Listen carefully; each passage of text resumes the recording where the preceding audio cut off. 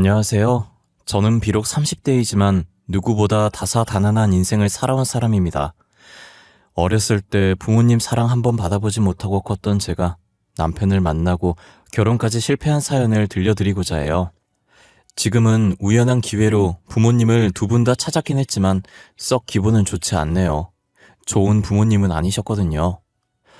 어릴 때 제 기억으로는 항상 부모님은 싸우고 계셨어요. 아빠는 형사셨는데 매일같이 다치고 들어오셨고, 엄마는 선생님이셨는데 그런 아빠의 직업을 정말 싫어하셨어요. 두 분이 그렇게 맞지 않았으면 결혼을 하면 안 됐었는데 중매쟁이를 통해 만나서 결혼까지 했다고 하더라고요. 집안에 사랑은 없었고 가정적인 부모님도 없었습니다. 툭 하면 아빠는 일주일 넘게 집을 들어오지 않았고 잠복근무는 밥 먹듯이 하셔서 저는 항상 엄마랑 밥을 먹었어요. 엄마는 어린 제 앞에서 가리지 않고 아빠 욕을 하셨습니다. 결국 사이가 좋지 않으셨는지 갈라서기로 결정하셨다고 했어요. 아빠는 저를 꼭 안으며 미안하다고 우셨죠. 저는 그런 아빠를 보며 무슨 말을 해야 될지 몰라 멍청하게 서 있기만 했어요. 엄마는 제 양육권을 가져가셨고 아빠는 제게 명함을 주면서 꼭 아빠한테도 연락하라고 하셨었죠. 원래 살던 집은 아빠에게 주고 저와 엄마는 다른 동네에 집을 얻었어요. 그런데 엄마는 아빠를 너무 싫어한 나머지 아빠와 연락을 할 수 없게 막으셨었어요. 아까 네 아빠한테 받은 명함 어딨어? 그게 가져와. 이제 다시는 아빠랑 연락하면 안 돼. 알겠니? 왜요? 아빠가 보고 싶으면 언제든지 전화하라고 했단 말이에요. 너는 그 말을 믿어? 너 맞고 싶다고 한 것도 다 거짓말이야. 그런 말에 속으면 안 돼. 그리고 보고 싶으면 연락하라는 것도 다 거짓말이고. 아니에요. 아빠는 그런 걸로 거짓말할 사람이 아니야. 이때까지 아빠는 다 거짓말했잖아. 어린이날 같이 놀이공원 가준다고 해놓고 안 갔지. 네 생일날 케이크랑 선물 사들고 오기로 했는데 안 왔잖아. 그건 거짓말 아니고 뭐야? 고작 초등학교 2학년인 제가 엄마와 아빠 중에 누가 거짓말하고 있는지 구분하기엔 너무 어렸어요. 그래서 엄마가 한 거짓말에 저는 속아 넘어갔죠.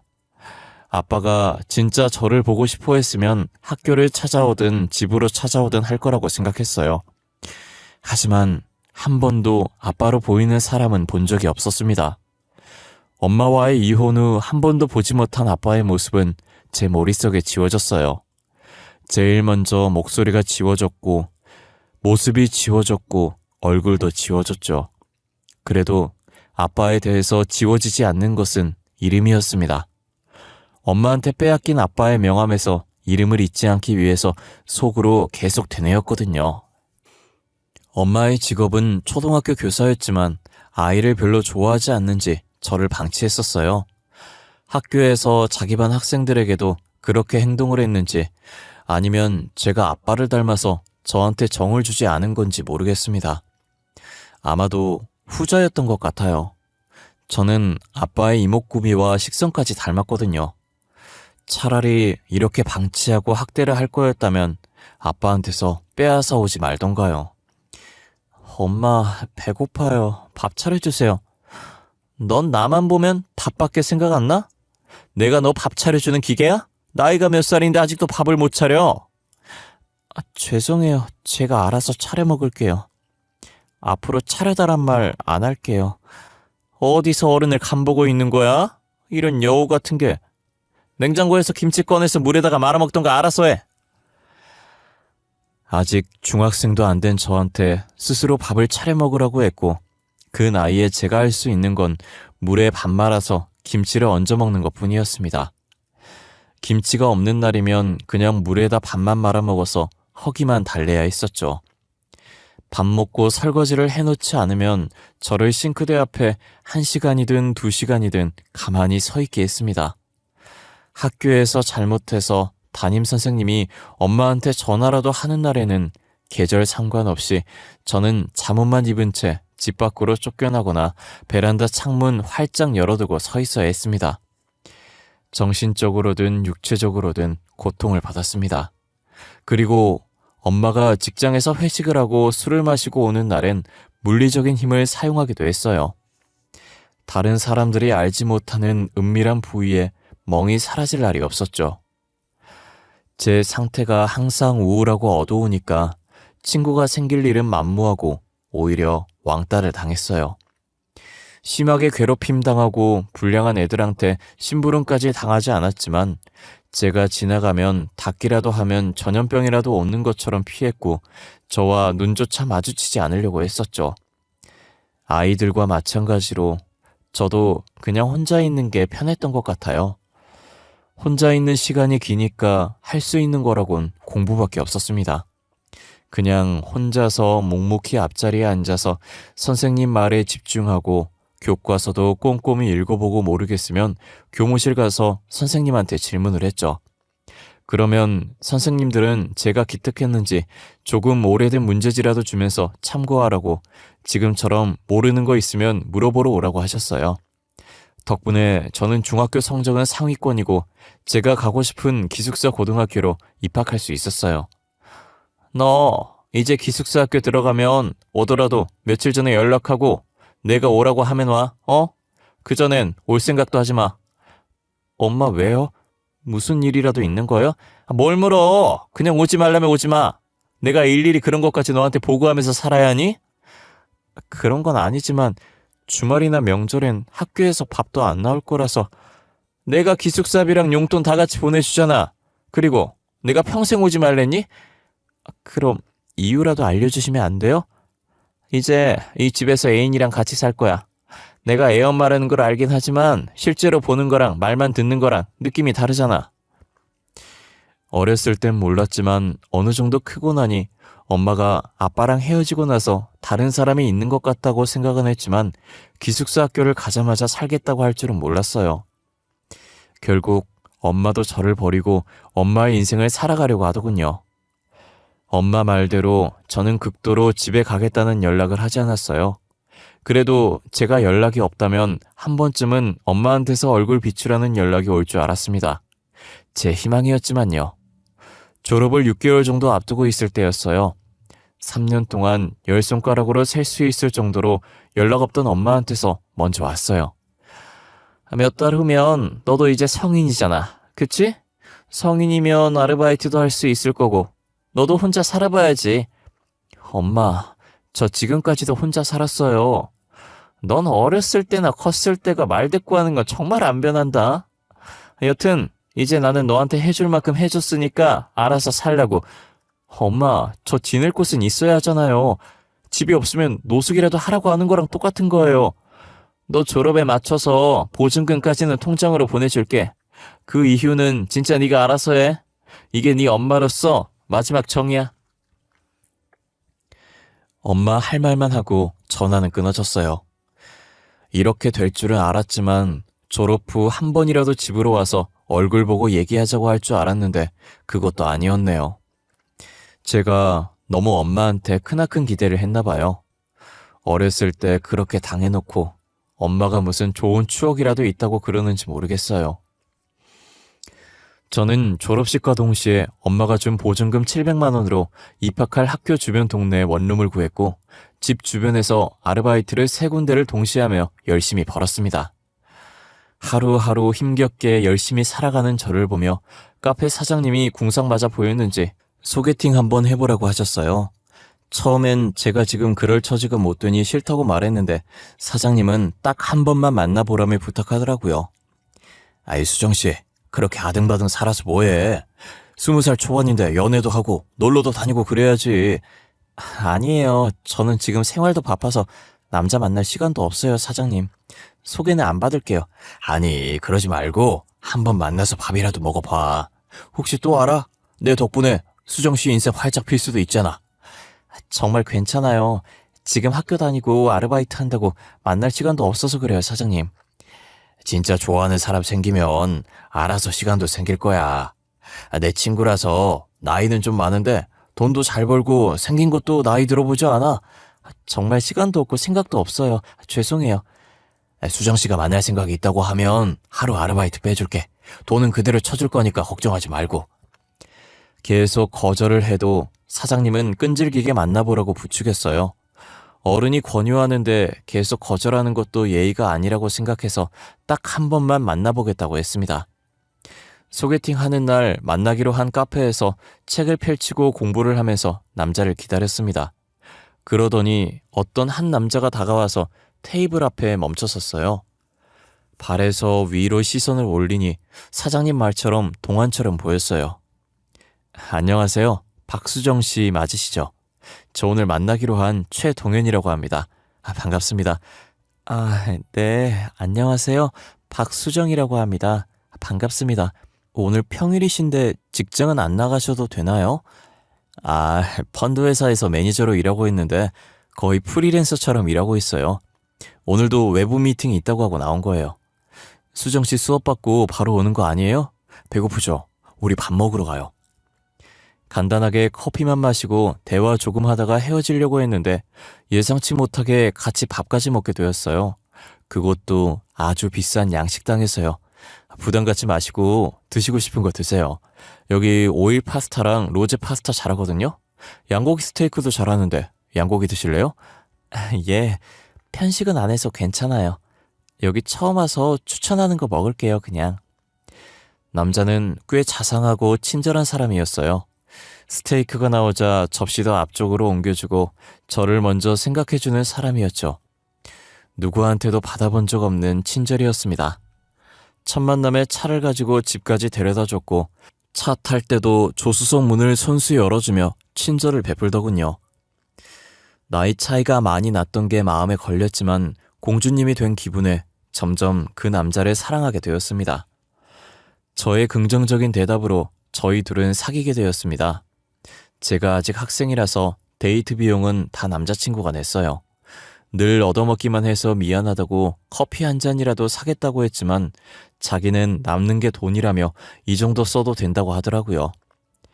되게 든든했어요. 이런 게 진정한 어른이라는 생각도 들고요.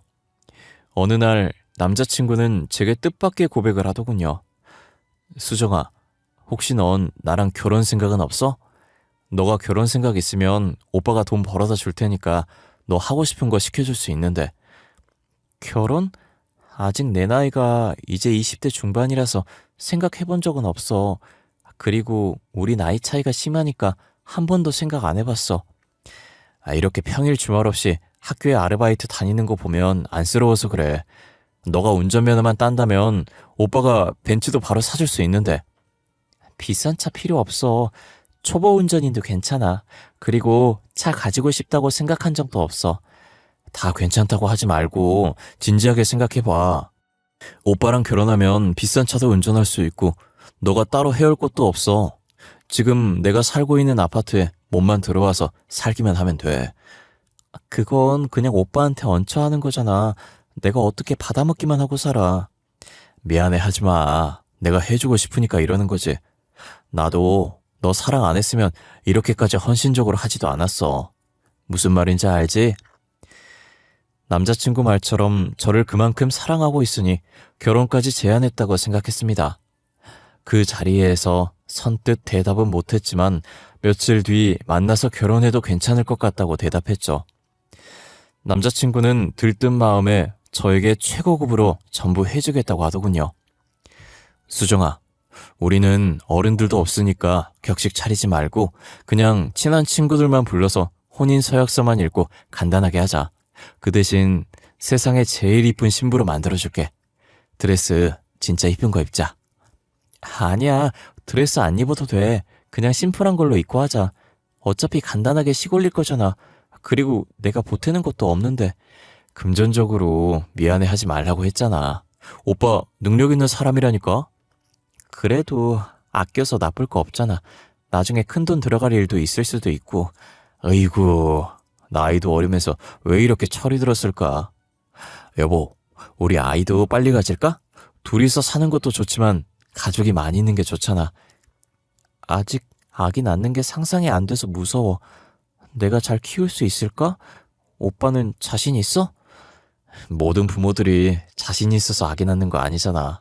서로 사랑하고 자연스럽게 생기니까 낳는 거지. 우리도 서로 사랑하는 마음 있고 둘만의 결실이 생기면 잘할 수 있을 거야. 내가 잘 키우지 못해도 오빠가 많이 도와줘. 이제부터라도 책 사서 공부도 하고 그래야겠어.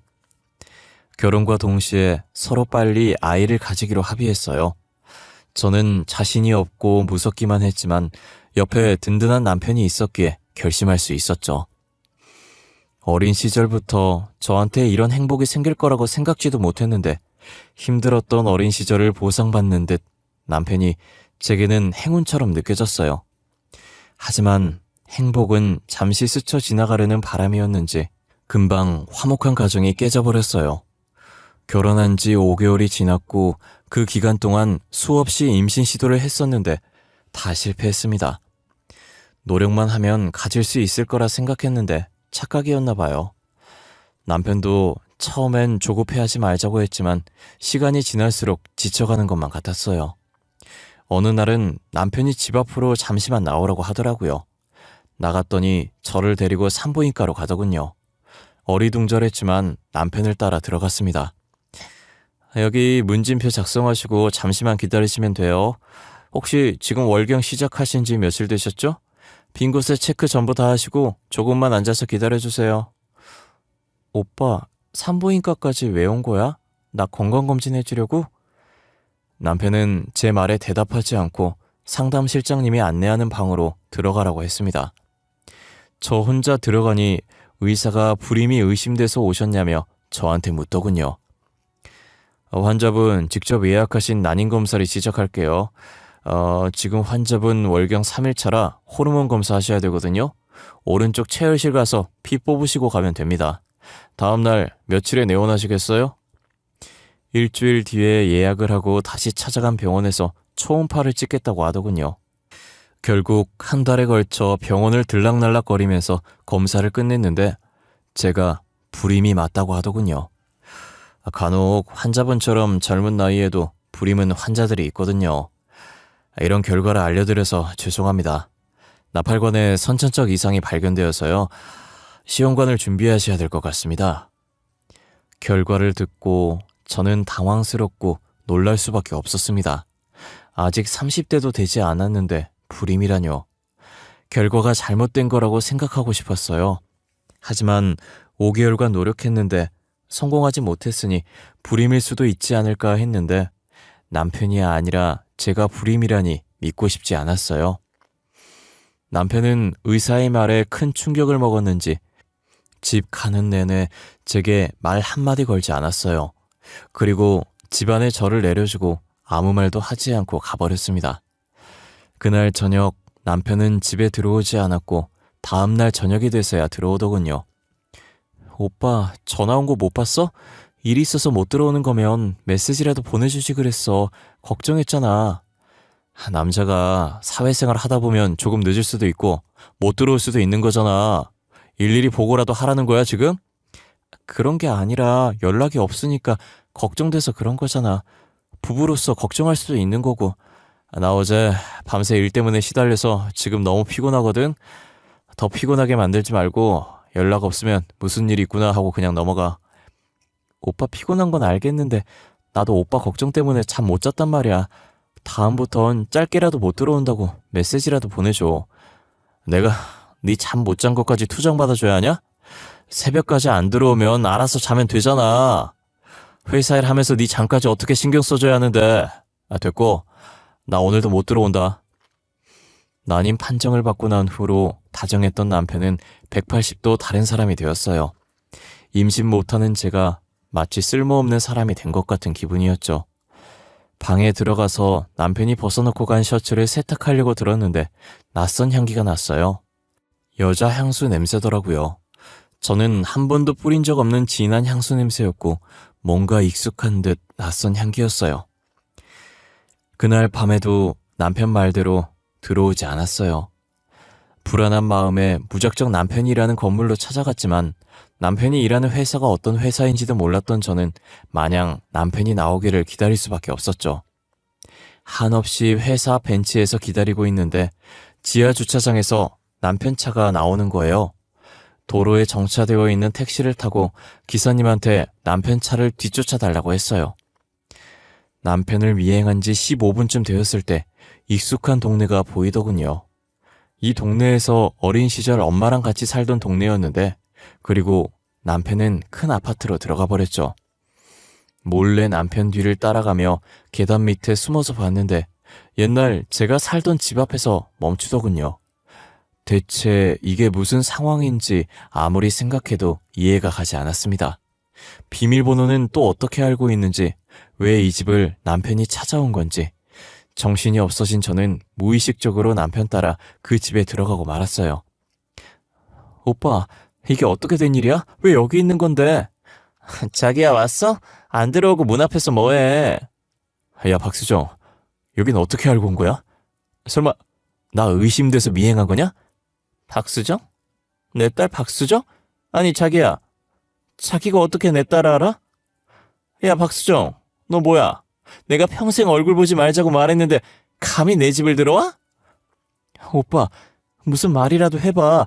제발, 내가 생각하는 그런 거 아니지? 박수정, 네가 설명해봐. 너 내 남친 어떻게 알았어? 설마 둘이 사겨? 최동현, 가만히 있지 말고 빨리 말해보라고. 엄마, 저 사람 제 남편이에요. 5개월 전에 결혼했어요. 알고 지낸 지 1년 됐고요. 저도 지금 엄마 집에 왜 남편이 들어온지 모르겠는데요. 남편? 1년 전에 알았다고? 지금 나랑 장난해? 쟤 나랑 동거한 지 10년이나 됐다고. 너 기숙사 입학하고 나서부터 같이 살았다고. 아, 짜증나게 하네 진짜.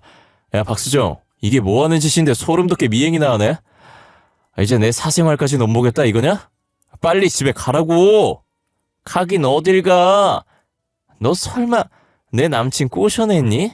그런 거야? 이런 여우 같은 게 감히 내 남자를 꼬셔? 그 말과 동시에 엄마는 제 뺨을 내리쳤습니다. 남편은 계속 그 상황을 보고만 있었고요. 10년 동안 엄마를 만났다면 상간녀는 엄마가 아니라 제가 되는 상황이 돼버렸죠. 그 자리에서 저는 이성적으로 생각할 수도 없었고 어떻게 집으로 왔는지도 모르겠습니다. 정신 차려보니 거실 소파에 앉아 있었어요. 삼자 대면한 후 남편은 아예 연락도 받지 않고 집에 들어오지도 않았습니다. 남편과 연락 두절되었고 저는 하루하루 멍하니 집안에만 틀어박혀 있었습니다. 진짜 저를 사랑한다고 생각했던 상대에게 배신을 당해버린 충격은 쉽게 사라지지 않았어요. 제가 상간녀가 되었다는 충격에서 빠져나오지 못하고 며칠 뒤 경찰서에서 연락이 왔습니다. 안녕하세요. 서울 띵띵경찰서입니다. 최동현 씨가 남편 맞죠? 현재 최동현 씨가 수배 중입니다. 가족관계 확인서를 보니 박수정 씨가 아내로 되어 있어서 연락드렸습니다. 네? 남편이 무슨 잘못을 했나요? 잘못 알고 계신 거 아닌가요? 남편은 번듯한 직장에서 일하고 있어요. 사고 칠 사람이 아닌데요. 참고인 신분으로 조사를 받으셔야 해서 내일 오후 3시까지 저희서로 출석해 주십시오. 담당 형사는 강력 2팀 박수영 형사입니다. 전화를 받고 정신없이 준비하고 경찰서로 갔고 안내받은 대로 담당 형사를 찾아갔습니다. 형사의 이름을 처음 들었을 땐 남편의 사기 소식에 놀라서 신경을 쓰지 못했는데 경찰서에 도착해서 책상 앞 이름표를 보고 나서 멈칫했습니다. 자리를 비웠던 형사는 저를 발견하고 자리에 앉으라 했고 조사를 시작했습니다. 지금부터 조사 시작하겠습니다. 본인은 이제 참고인 신분이며 이 조사의 취지는 참고인이 범인과 사기를 동조했는지 판가름하기 위해서입니다. 참고인, 이름과 나이는 어떻게 됩니까? 박수정입니다. 나이는 올해 26살이고요. 저 그런데 혹시 형사님 따님 이름이 어떻게 되나요? 형사의 딸 이름을 묻는 저를 보고 이상하게 쳐다보더라고요. 저는 간절한 눈빛으로 형사를 바라봤습니다. 너무 어릴 때 헤어진 아빠라 얼굴도 기억나지 않아서 혹시나 싶은 마음으로 물었거든요. 제가 딸이 있는 건 어떻게 알았죠? 그러고 보니 제 딸 이름도 박수정이네요. 오래전부터 연락이 끊겨서 제 딸도 참고인과 같은 나이네요. 형사님, 혹시 저희 아빠 아니세요? 저희 엄마 띵띵 초등학교 교사고 두 분 다 10년 전에 이혼하셨었는데 그걸 어떻게... 진짜 수정이 내 딸 맞아? 아빠가 그렇게 보고 싶어 했던 딸... 그동안 어떻게 지냈던 거야? 아빠가 진짜 보고 싶었어. 저도 아빠 보고 싶었어요. 진짜 보고 싶었어요, 아빠. 아빠와 저는 서로 부둥켜 안고 울면서 갑작스럽게 경찰서에서 부녀 상봉을 하게 됐습니다. 주위의 사람들이 다 쳐다봤지만 지금은 그렇게 중요하지 않았죠. 한참을 아는 채로 울다가 조금씩 진정이 되었고 아빠는 조사실 가서 마저 얘기하자고 했습니다. 수정아, 그동안 잘 지냈어? 어렸을 때 헤어져서 살이 빠진 건지 모르겠지만 왜 이렇게 말랐어? 밥은 챙겨 먹고 다녀? 건강은 어때? 잘 지냈었어요. 건강하고요. 아빠는요? 잘 지내셨어요? 죄송해요. 저는 어렸을 때라 아빠가 기억이 안 나요. 수정아. 어쩌다가 저런 놈한테 시집을 간 거야. 저놈은 사기 전과 10범인데 하도 도망을 잘 가서 수배까지 떨어졌어. 이때까지 저놈이랑 한 집에서 살았던 거야? 그 집 나와서 아빠랑 같이 살자, 응? 아빠 말대로 사기꾼 남편을 피하기 위해서 아빠 집으로 들어갔습니다. 같이 살지 않은 횟수가 10년이 되어서 서먹했습니다. 하지만 서로에게 적응하려고 정말 많이 노력했습니다. 그런데 아빠가 뜻밖의 말을 해주더군요. 그동안 왜 아빠 연락을 안 받은 거야? 아빠가 그렇게 미웠어? 네? 엄마 말로는 아빠가 절 싫어해서 엄마한테 버린 거라고 했어요. 그래서 아빠가 준 명함도 엄마가 버렸어요.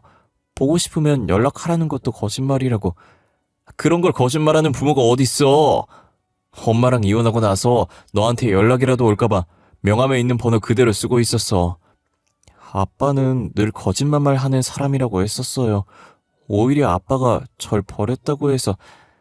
어렸을 때 너한테 지킬 수 없는 약속한 건 맞지만 거짓말은 아니었어. 난 언제든 널 데리고 오려고 너희 엄마한테 연락했는데 너희 엄마는 한 번도 연락을 주지 않더구나. 엄마한테 연락하셨었어요? 저는 몰랐어요. 아빠와 같이 살게 되면서 제일 먼저 한 건 서로에 대한 오해를 푸는 일이었어요.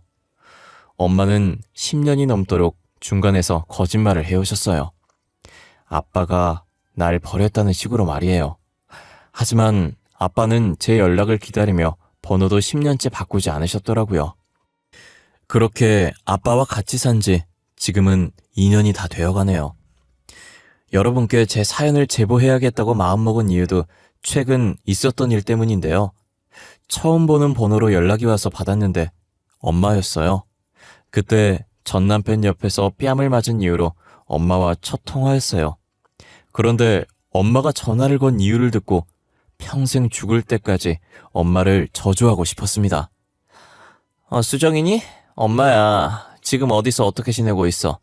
지금 엄마가 자궁암 판정을 받아서 아파. 근데 간호할 사람이 없어서 연락했어. 네? 그런데요? 그게 저랑 무슨 상관인가요? 저한테 간호를 바라고 연락한 건가요, 설마? 당연히 네가 내 딸인데 딸로서 엄마가 아프면 간호해야지. 내가 이때까지 널 얼마나 아꼈는데. 자식된 도리로 엄마 병원비 정도는 보태줄 수 있잖아? 딸보다 중요한 남편이었잖아요. 최동현 씨 말이에요. 비록 혼인신고 없이 동거만 했다고 해도 10년이면 사실혼이에요. 그 자식 사기꾼이었어. 교도소 들어가서 징역 살고 있다고. 네가 엄마 난자 뺏어서 결혼했으니까 속죄하는 셈치고 간호랑 병원비 내주면 되겠네. 엄마, 양심 없으세요? 저 어렸을 때 혼자 컸어요. 저 엄마한테 학대도 당했잖아요. 근데 병원비 달라고 하는 게 정상적인 사고라고 생각해요? 학대라니? 지금 무슨 소리 하는 거야? 누가 들으면 오해하겠다. 수정아, 그러지 말고 지금 어디 있는지 말해주면 엄마가 갈게. 얼굴 보면서 얘기하자. 아니요, 엄마는 남자한테 미쳐서 어린 딸도 나 몰라라 했잖아요. 당신은 부모 자격 없어요. 저한테 자식돌이 바라지 마시라고요. 저를 한 번도 자식이라고 생각해 본 적 없는 엄마가 저한테 자식된 도리로 도와달라고 말하더군요. 그 뻔뻔함에 정말 치가 떨렸습니다. 어떻게 저한테 간호를 부탁한다는 말을 저리도 쉽게 내뱉는지. 제가 힘들 때 한 번도 도와주지 않았으면서 자기가 힘들어지니 연락할 사람이 저밖에 없었나 봅니다. 제가 최근 겪은 일 때문에 정신적으로 너무 불안해져서 정신과에서 약을 처방받고 있어요. 아빠가 너무 잘해주셔서 빨리 괜찮아질 것 같아요. 엄마와 마지막 전화 통화가 트라우마처럼 계속 맴도는데 언젠간 제 머릿속에서 사라지겠죠? 제 우울한 이야기 들어주셔서 감사합니다. 일교차가 큰 환절기인데 감기 안 걸리게 조심하시고 제 사연 들으신 여러분들 다 좋은 일만 가득했으면 좋겠습니다. 감사합니다. 좋은 하루 보내세요.